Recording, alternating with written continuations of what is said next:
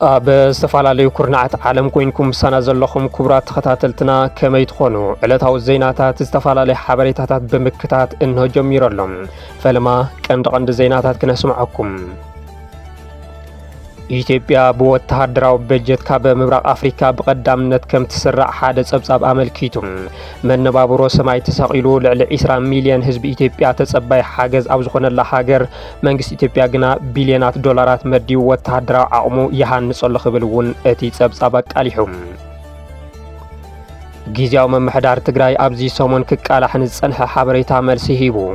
መንግስቲ ፌደራል መሃያ ሰራሕተኛታት ለቂቑ ብዝብል ብኣክቲቪስትታት ብልጽግና ብሰፊሑ ዝተነዝሐ ወረም ሕሶት ክብል ጊዜያዊ መምሕዳር ትግራይ ነጺጉዎ ኣሎ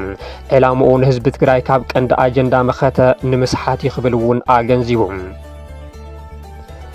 መንግስቲ ኢትዮጵያ ኣብ ቤንሻንጉል ጉሙዝ ዝርከብ መዕርፎ ነፈርቲ ኣሶሳ ናብ ዓብዪ መዕርፎ ነፈርቲ ሰብ ኣልቦ ነፈርቲ ቅይሮ ከም ዘሎ ተፈሊጡ ኣብቲ መዕርፎ ነፈርቲ ቱርኪ ሰራሕ ባይረክታር ትቢቱ ዝዓይነተን ሰብ ኣልቦ ነፈርቲ ከይተረፋ ከም ዝርከባ እውን ዝወፁ ምስልታት ሳተላይት ኣቃሊዖም ቴህራን ኣብ ደቅደቅ ጸልማት ኣብ ዝወደቐትሉ እዋን ዓለም ከጸልምታ እያ ክትብል ኢራን ተሓንያ ኣሜሪካን እስራኤልን ኣብ መሰረተ ልምዓት ሓይሊ ኤሌክትሪክ ኢራን ብዝወሰዶ መጥቃዕቲ ንዋና ከተማ ቴህራን ሓዊሱ ዝተፈላለያ ከተማታት ሙሉእ ብሙሉእ ካብ መብራህቲ ወፃኢ ከም ዝኾና ተፈሊጡ ንቻናልና ላይክ ሼርን ሳብስክራይብ እናገበርኩም ምሳና ጽንሑን ዝርዝር ዜናታት ክነቕርበልኩም ኢና ጊዜያዊ መምሕዳር ትግራይ ኣብዚ ሰሞን ክቃላሕን ዝጸንሐ ሓበሬታ መልሲ ሂቡ መንግስቲ ፌደራል መሃያ ሰራሕተኛታት ለቂቑ ብዝብል ብኣክቲቪስትታት ብልጽግና ብሰፊሑ ዝተነዝሐ ወረም ሕሶት ክብል ጊዜያዊ መምሕዳር ትግራይ ነጺጉዎ ዕላምኡ ህዝቢ ትግራይ ካብ ቀንዲ ኣጀንዳ መኸተ ንምስሓት ይኽብል እውን ኣገንዚቡ ኣብ ቀረባ እዋን ዝተጣየሸን መደብሩ ኣብ ኣዲስ ኣበባ ዝገበረን ውድብ ወለዶ ምስ ትካላት መንግስቲ ፌደራል ብዝገበርክዎ ወዘተ መሃያ ሰራሕተኛታት ናብ ቢሮ ትልምን ፋይናንስን ተላኢኹ ኢሉ መግለፂ ምውፁእ ዝዝከር እዩ ቢሮ ጉዳይ ኮሙኒኬሽን ትግራይ ብዛዕባ በጀት ዝርጋሕ ዘሎ ሓበሬታ ጉጉይን ዘይትኽክልን ስለ ዝኾነ ክእረም ይግባእ ክብል ኣብ ዘውፅኦ መግለፂ ሓቢሩ ኣሎ ኣብዚ ሕዚ እዋን በጀት ሰራሕተኛታት መንግስቲ ትግራይ ካብ መንግስቲ ፌደራል ተላኢኹ ተባሂሉ ብማሕበራዊ ሚድያ ዲጂታል ሚድያን ዝተፈላለዩ ማሕበራዊ መራኸብታትን ዝውዛዕ ዘሎ ሓበሬታ መሰረት ዘይብሉ ፍጹም ጌጋን ዘይትኽክልን ንህዝቢ ንምድንጋር ዝዓለመን እዩ ዝበለት ቢሮም ካብ ቢሮ ፋይናንስን ምትእኻብ ሃፍትን ትግራይ ዝተረኸበ ወግዓዊ መረዳእታ ከም ዘረጋገጾም ክሳብ ሕዚ ካብ ፌደራል መንግስቲ ንመሃያ ዝውዕል በጀት ዝተለኣኸ ነገር የለን ኢሉ እዚ ዝዝርጋሕ ዘሎ ናይ ሕሶት ወረቕ ቀንዲ ዕላምኡ መንግስቲ ትግራይ ምስ ህዝቡ ብፍላይ ድማ ምስ ሰራሕተኛታት መንግስቲ ንምንጻልን ዘይምትእማን ንምፍጣርን ዝዓለመ ዘይቅቡል ተግባር ከም ዝኾነ እውን ገሊጹ ብመሰረቱ ውዕል ፕሪቶሪያ ክሳብ ሕዚ ክትግበሩ ዝግብኦም ዝነበሩ ዓበይቲ ጉዳያት ማለቱ ድማ ምኽባር ግዝኣታዊ ሓድነት ትግራይ ምላስ ተመዛበልቲ ስራሕቲ ዳግመ ህንጸት ኣብ ክንዲ ምስላጥ መንግስቲ ፌደራል ምስ ምድሓን ህይወት ብቐጥታ ዝተኣሳሰሩ መሰረታዊ ነገራት ከም በጀት ነዳዲ ሸቐጣትን ካልኦት ኣድለይቲ ቀረባትን ብምዕጋት ኣብ ልዕሊ ህዝቢ ትግራይ ዝተለመዱ ዕፅዋን ንኽጽል ይሰርሕ ኣሎ ክብል እውን ከሲሱ ህዝብን ሰራሕተኛታት መንግስትን ነዚ ሓቂ ተረዲእኹም ይዝጋሕ ብዘሎ ጉጉይ ሓበሬታን ወረን ከይተደናገርኩም ሎሚ እውን ከም ትማሊ ኣብ ብሄራዊ ኣጀንዳ ዓሲልና ኩለ መዳዊ ሓድነትና ብምስጣም ንህላወ ትግራይ ንቃለስ ዝበለት ቢሮ ህዝቢ ይኹን ሰራሕተኛ መንግስቲ ኣብ ጥራሕ ኸውዱ ከመይ ኢሉ ክዓስልን ክቃለስን ይኽእል ንዝብል ሕቶ ግና ይመለሶን እዚ ኣጋጢሙና ዘሎ ዝተሓላለኸ ፀገም ብዘላቕነት ክሳብ ዝፍታሕ መንግስቲ ዝጀመሮ ናይ ዓርሰ ምርኮሳ ስራሕቲ ብዝለዓለ ኩነታት ተጠናኺሩ ንቕፅል ዝፀውዐ ቢሮ ጉዳያት ኮሙኒኬሽን ትግራይ እቲ ክሳብ ሕዚ ሙሉእ ብሙሉእ ዘይተፈጸመ ውዕሊ ፕሪቶሪያ ብዝግባእ ንኽፍጸምን መሰል ህዝቢ ትግራይ ንኽኽበርን ጊዜያዊ ምምሕዳር ትግራይ ዝገብሮ ዘሎ ዘይሕለል ቃልሲ ኣጠናኺሩ ከም ዝቕፅለሎ ኣፍሊጡ መንግስቲ ፌደራል ካብ ወርሒ ለካቲት ጀሚሩ ንትግራይ ዝልቀቕ ዝነበረ ድጎማ በጀት ሙሉእ ብሙሉእ ዘቋረጸ ኮይኑ ጊዜያዊ ምምሕዳር ትግራይ እውን ንሰራሕተኛታት መንግስቲ መሃያ ንምኽፋል ከም ዝተጸገመን ጠጠው ከም ዘበለ ነፍሊጡ ምንባሩ ዝዝከር እዩ ይኹን እምበር ኣብ ዝሓለፈ ሰሞን ኩለን ኣብያተ ዕዮ መንግስቲ ንሰራሕተኛታትን መሃያ ወርሒ ለካቲት ንኽኸፍላ ብደብዳቤ ኣፍሊጡ እዩ ወለዶ ዝተባሃለ ውድብ ምስ ኮሚሽን ሲቪል ሰርቪስ ፌደራልን ሚኒስተር ገንዘብን ዘተ ብምክያድ መሃያ ሰራሕተኛታት ትግራይ ተለቂቑ ናብ ቢሮ ፋይናንስን ምትእኻብ ሃፍትን ትግራይ ከም ዝኣተወ እኳ ገሊጹ እንተነበረ ጊዜያዊ ምምሕዳር ትግራይ ግና ዛጊድ ዝኣተወ ገንዘብ ከም ዘየለ እዩ ዕላው ገይሩ ዘሎ ትግራይ ምስ ጎረባብታ ዘለዋ ርክብ ንምጥንኻር ዝዓለመ ዝተባሃለሉ መድረኽ ኣብ ከተማ መቐለ ተሳሊጡ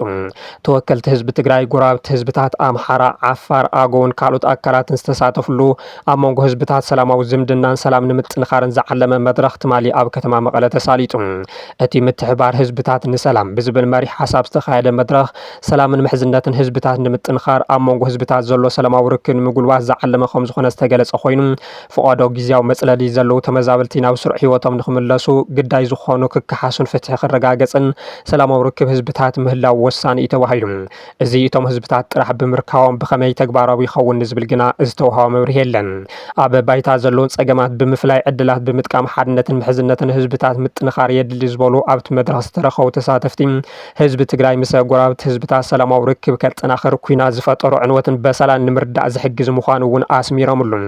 ዝነበረ ኩናት ኣብ ምሽርሻር ምሕዝነትን ሰላማዊ ርክብ ህዝብታትን ብዙሕ ጉድኣት ከም ዘስዕበ ብምዝኻር እቲ ተጀሚሩ ዘሎ ምስ ጎረባብቲ ህዝብታት ምሕዝነት ናይ ምጥንኻር ጉዳይ ጉንፀታት ኣብ ምእላይን ሰላም ኣብ ምትካልን ህዝብታት ናብ ንቡር ምሕዝነታዊ ጉርብትና ንኽምለሱ ዓብዪ እጃም ከም ዘለዎ ተሓቢሩ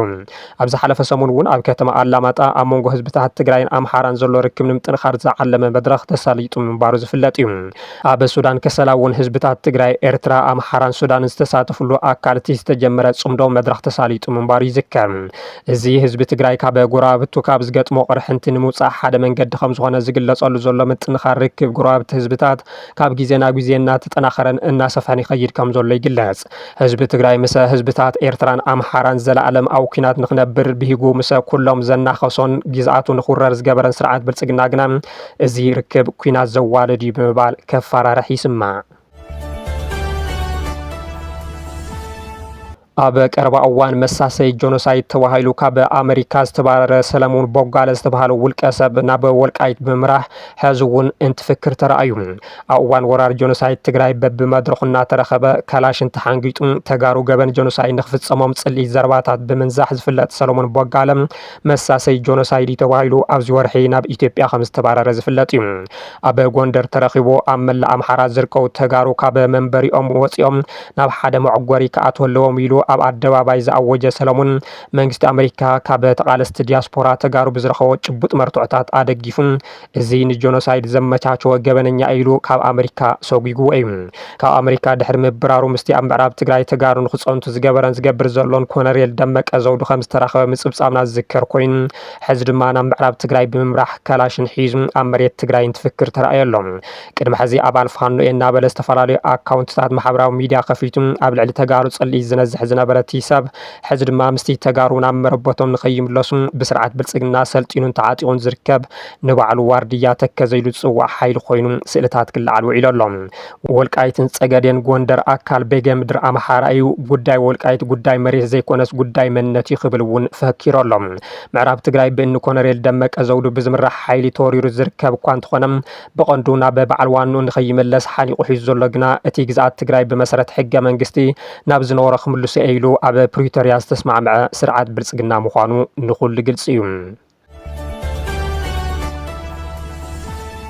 ኢትዮጵያ በወታደራዊ በጀት ካብ ምብራቅ ኣፍሪካ ብቀዳምነት ከም ትስራዕ ሓደ ጸብጻብ ኣመልኪቱ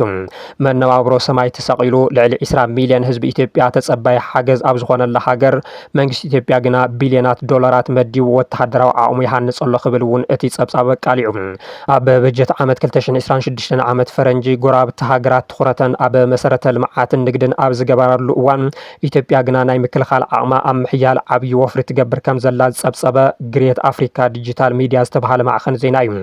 ኢትዮጵያ ሰራዊታ ብዘመናዊ ሰብ ኣልቦ ነፈርቲ ምዕቦላት ነፈርቲ ውግእን ብቴክኖሎጂ ዝማዕበለ ኣጽዋርን ተዕጥቐላ ዝበለት ይጸብጻብ ነዚ ድማ ቢልዮናት ዶላራት መዲባ ትሰርሐሉ ከም ዘላ እዩ ዝሕብር ኢትዮጵያ ወታደራዊ ወጻእታታ ካብ 1.9 ቢልዮን ክሳብ 3.7 ቢልዮን ዶላር ከም ዝበጽሕ ዝገመተ ኮይኑ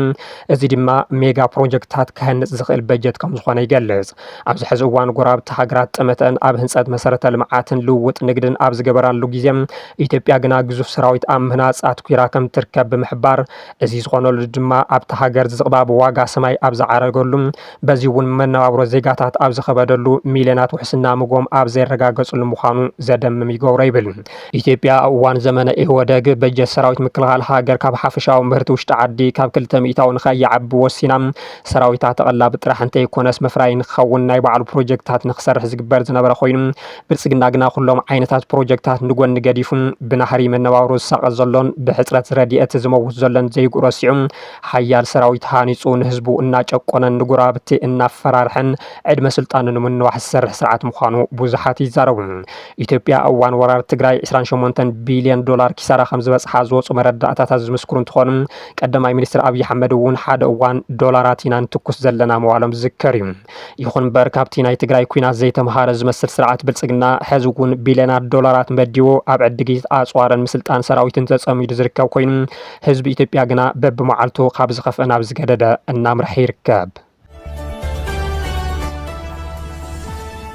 መንግስቲ ኢትዮጵያ ኣብ ቤንሻንጉል ጉሙዝ ዝርከብ መዕርፎ ነፈርቲ ኣሶሳ ናብ ዓብይ መዕርፎ ሰብ ኣልቦ ነፈርቲ ይቕይሮ ከም ዘሎ ተፈሊጡ። ኣብቲ መዕርፎ ነፈርቲ ቱርክ ስራሕ ባይራክታር ቱቢቱ ዝዓይነተን ሰብ ኣልቦ ነፈርቲ ከይተረፋ ከም ዝርከባ ዝወፀው ምስልታት ሳተላይት ኣቃሊዖም። ዜና ማዕኸን ሮይተርስ ኣብ ወርሒ ለካቲት ኢትዮጵያ ዕጡቕ ሓይሊ ዳዕመል ሰሪዕ ሱዳን ዝስልጥነሉ ማእኸል ኣብ ቤንሻንጉል ጉሙዝ ሃኒፃ ኢሉ ድሕሪ ምቅልሑ ዓለም ለኸ ትካላት እናተኸታተልዎ ዝርከቡ ኮይኖም በቢግዚኡ ዝተፈላለዩ ምስልታት ሳተላይት ምውፃእ ቀፂሎም ኣለው። እቶም ምስልታት ሳተላይት ከም ዘመልክትዎ መዕርፎ ነፈርቲ ኣሶሳ ኣብ ዝሕዚ እዋን ናብ ዓብዪ መዕርፎ ነፈርቲ ንምቕያር ስራሕቲ ምስፍሕፋሕ ይሳለጠሉ ከም ዘሎን ድሮን ብበዝሒ ከም ዝርከባሉን ዘርእዩ። ኣብቲ ስራሕቲ ምስፍሕፋሕ ዝሳለጠሉ ዘሎ መዕርፎ ነፈርቲ ኣሶሳ ብሳተላይት ኣብ ዝተሰኣለሉ እዋን ባይራክታር ቱቢቱ ዝዓይነተን ነፈርቲ ከም ዝረኣያን ኣብ ጥቃቲ ቀንዲ መዕርፎ ነፈርቲ ድማ ኣብ ትሕቲ ቅርፂ መቆፃፀሪ ድሮናት ግራውንድ ኮንትሮል ስቴሽን ከም ዝረአ እቶም ዝወፁ ሓበሬታታት ኣመልኪቶም። ናብቲ መዕርፎ ነፈርቲ ካብ ካሊእ ግዜ ዝያደ ተረጋገምቲ በራራታት ከም ዝካየዱ ብምሕባር ብዕለት 9/11 መጋቢት ናይ ሓይሊ ኣየር ኢትዮጵያ ኤኤን 12 ወይ C130 ኢ ዝዓይነተን ነፈርቲ መጓዓዝያ ናብ መዕርፎ ነፈርቲ ኣሶሳ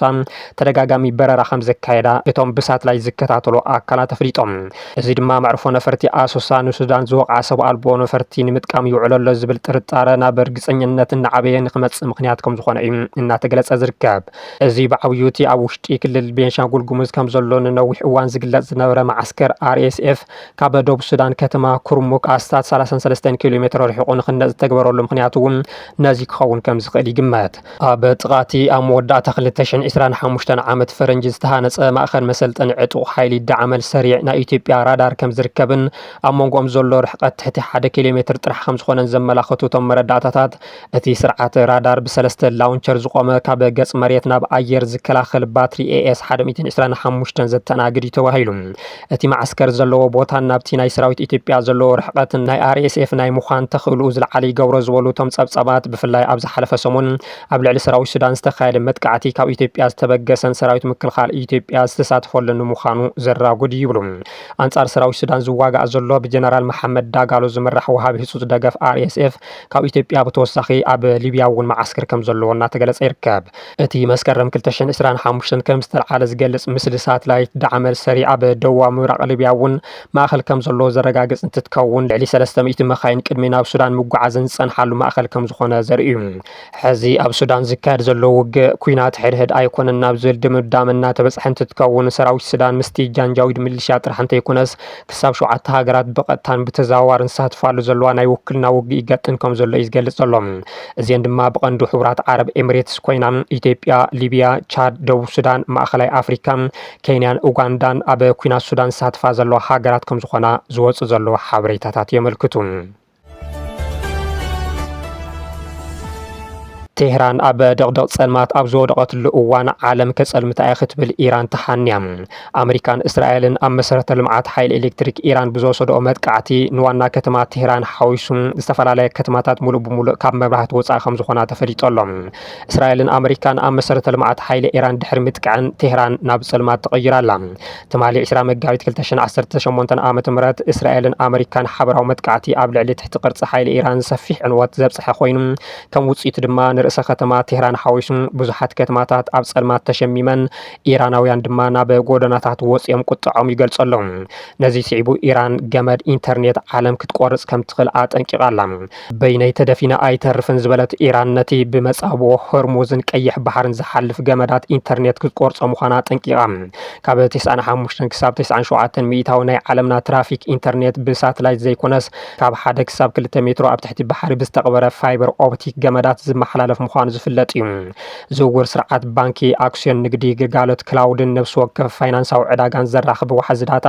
ኣብዞም ኣብ ትሕቲ ባሕሪ ዝተቐበሩ ገመዳት ዝምርኮስ ከም ዝኾነ ድማ ይፍለጥ። ኩሎም እቶም ገመዳት ኣብቲ ዓሚቑ ዘይኮነ ትሕቲ ባሕሪ ዝተነፀፉ ኮይኖም ኣብዚ ሕዚ እዋን ኮር ሓለዋ ሳውራ ኤርትራ ንመተሓላለፊ ክፍሊት ገንዘብ ከም ዝእክበሉ ይግለጽ። እዚኦም ተራ ዞባዊ መስመራት ዘይኮኑስ ዓንዲ ሕቆ ዓለም ዲጂታላዊ ንግዲ ኮይኖም ንኤስያ፣ ኣውሮፓ፣ ማእከላይ ምብራቕን ኣፍሪካን ዘራኽቡ እዮም።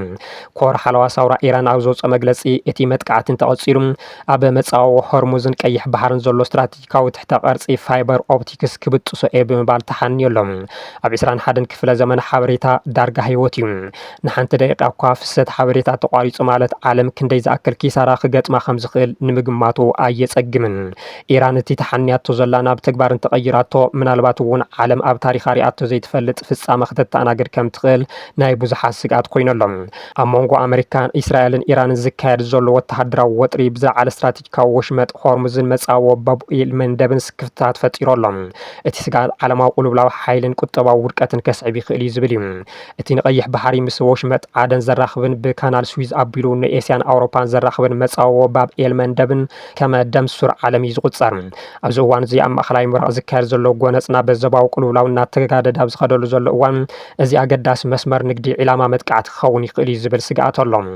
ብመሰረት ጸብጻብ ኣህጉራዊ ንግዲ 20 ሚእታዊ ካብ ጽዕነት ነዳዲ ዓለም በዚ ጸቢብ መጻወ እዩ ዝሓልፍ። ስለዚ ዝኾነ ይኹን ምዝባዕ ኣብዚ መስመር ኣብ ዓለማዊ ዋጋ ነዳዲ ብርቱዕ ወሰኽ ጥራሕ ዘይኮነስ ኣብ ዓለማዊ ዋሕዚ ንግዲ ምዝባዕን ሰንሰለታዊ ግብረ መልሲ ከም ዘስዕብ ተመራመርቲ ስነ ቁጠባ የጠንቅቑ። ብፍላይ ኣብ መንጎ ኢራንን ኪዳን ኣሜሪካን እስራኤልን ዘሎ ጎነፅና ሙሉእ ኩናት እንተተሰጋጊሩ መጻወ ባብኤል መንደብን ንነዊሕ እዋን ክዕጾ ዝኽእል ተኽእሎታት ነቲ ስክፍ ተወሲኽዎ ኣሎ። እዚ ሓበሬታ ዝተዘርግሐ ሓይልታት ዓለም ኣብቲ ዞባ ዘሎ ወጥሪ ክቃለሉ ኣብ ዝፅዕሩሉ ዘለዉ እዋን ኮይኑ ድሕነት መስመር ባሕሪ እንተዘይተዓቂቡ ድማ ሙሉእ ዓለም ዝቕባቦ ዋጋን ሕፅረት ነዳድን ከጋጥማ ይኽእል እዩ እናተባሃለ ይርከብ። ይኹን እምበር እቲ ጎነፅ እናተጋደደ እምበር እናተረጋግዐ ኣይረአን ዘሎ። ኣሜሪካ ክትካይዶ ፀንሐት ናይ ኣየር መጥቃዕቲ ብእግረኛ ሰራዊት ንምድጋፍ ፔንታጎን ይሸባሸብ ከም ዘሎ ሰበስልጣን ኣሜሪካ ይገልጹ።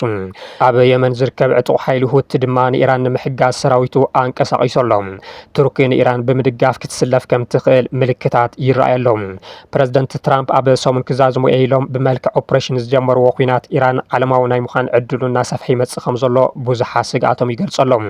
ኣሜሪካውያን ንጉስ ኣይንደልን ብምባል ንጉጉይ ጉዕዞ ፕረዚደንት ትራምፕ ብምቋም ኣደባባያት ኣዕላሊቖም ኣለዉ።